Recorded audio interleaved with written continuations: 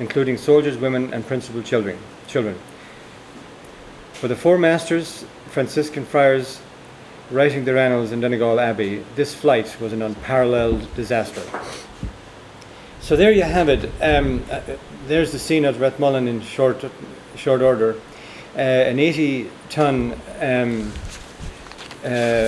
vessel, not really terribly designed for ocean travel. So off they went, and they were 13 days at sea, and they were heading for Spain, and they tried to put ashore at Corumna. If you look at this map of Spain, the northwest corner of Spain, that was always where the Irish headed for. Probably that's where they originally came from. You putting your coffee down on that? And that expensive map. Yeah, yeah. Let's take it. Yeah. So they tried to land here in Boys. Yeah. Is that the corner of Corunna. Spain where Gealic is spoken? It's in the past. Well, a little further east, but but that's a very good depiction of their journey. And what's interesting is they couldn't put ashore. They just they couldn't put ashore.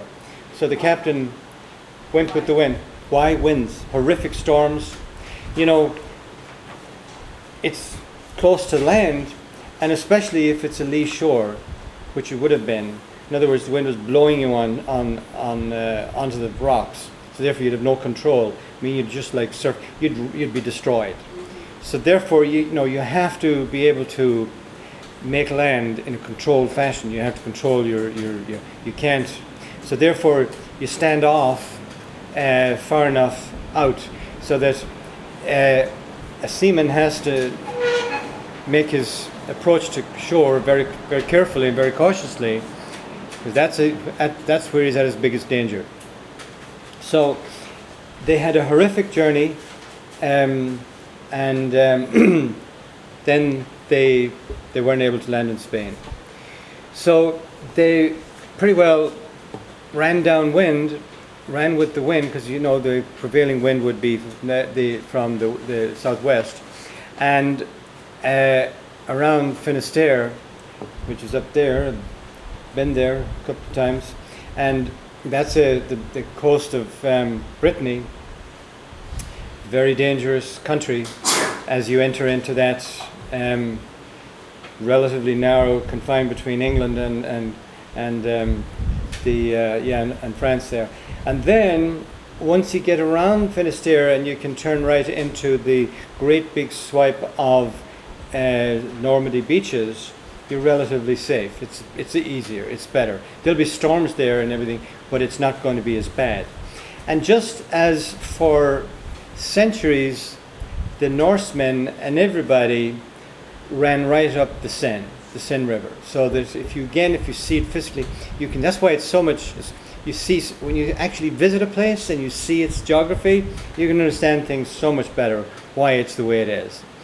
So the Seine is navigable all the way up to Rouen. Still is, and it's a fine, wide open river. Wonderful. I don't know of anything like it in Britain, actually. I don't know, maybe the Severn, but there's nothing quite like it. Shannon in Ireland, perhaps.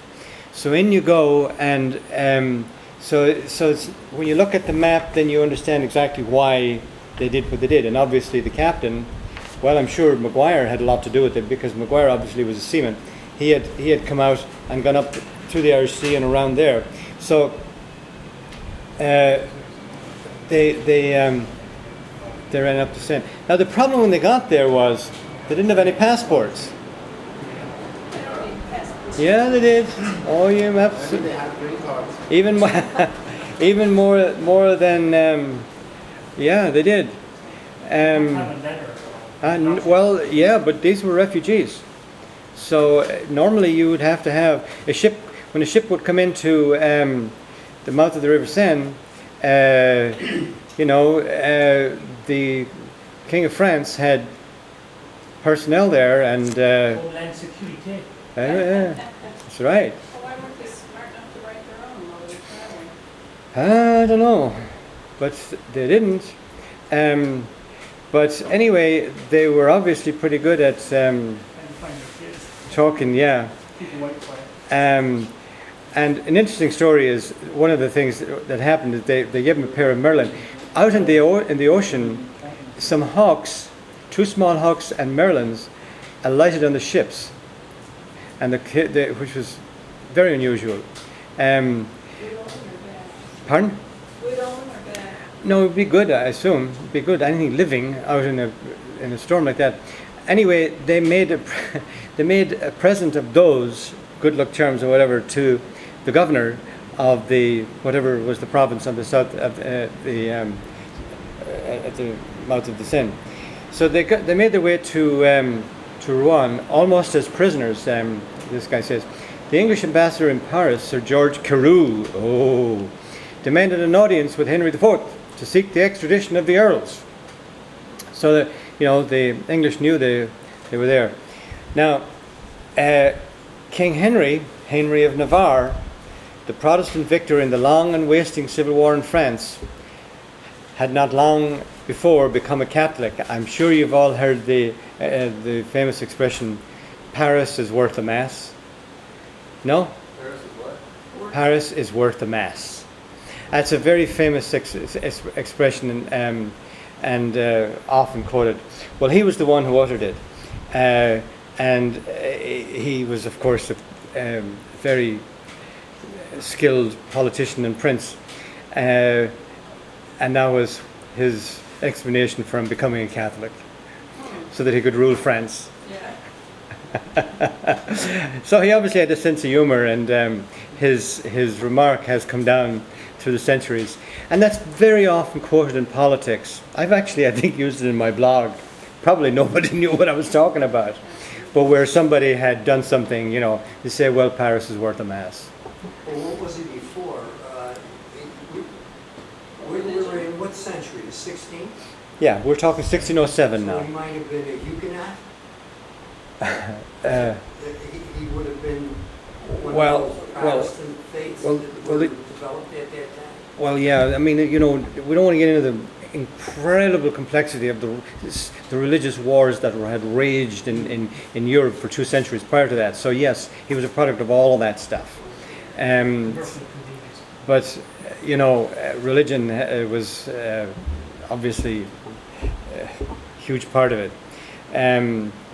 But Henry of Navarre, if you just want to read somebody of fascinating personality, Henry of Navarre is one of the best. He's really a great character, and he became Henry IV of France. And as I say, if you want to condense Machiavellianism, probably Paris is worth a mass is as good a way of putting it as any. Anyway, he said he had to take care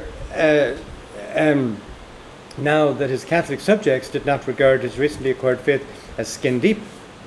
So he was under pressure from Sir George Carew, who was James's, the English king's ambassador to the throne of France, to get rid of these Irish bums and send them back, extradite them. And of course they would be extradited through London, so they probably wouldn't have made it past the Tower. Anyway, Henry decided in his very diplomatic way, he went hunting until he was certain his Irish exiles had safely arrived in Spanish Flanders. So, Unavailable.